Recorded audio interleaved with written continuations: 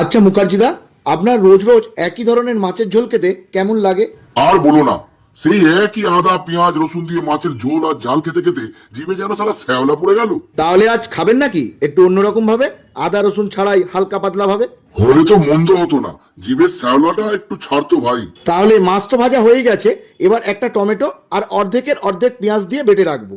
আর সাথে হাফ চামচ সাদা আর হাফ চামচ কালো সর্ষে একটু জল দিয়ে বেটে নেব। গরম তেলে সামান্য একটু কালো জিরে দিয়ে দু তিনখানা কাঁচা লঙ্কা দিয়ে একটু নাড়াচাড়া করে নেব। টমেটো পেঁয়াজের বাটাটা ঢেলে পরিমাণ মতো নুন হলুদ দিয়ে একটু কষিয়ে নেব। তেল চেয়ে উঠলে সর্ষে বাটা জল দিয়ে দেবো। আরে ভাই, এত জল? আগে জলটা ইচ্ছে করেই দিয়েছি, পরে আর জল দেবো না। এবার পড়ে থাকা সর্ষেগুলো ফেলে দিলাম, নেড়ে চেড়ে ফুটে উঠতেই মাছগুলোকেও ছেড়ে দিলাম। মিনিট দুই তিনেক ফুটে গিয়ে হালকা ঝোল থাকা অবস্থায়, মানে এরকম দেখতে হলে, তাই তো? হ্যাঁ এখন নামিয়ে নেব। তাহলে মুখার্জিদা, আপনার মাছের ঝাল রেডি। তাহলে বলছিলাম যে তোমার বৌদিকেও ডেকে নি, কি বলো?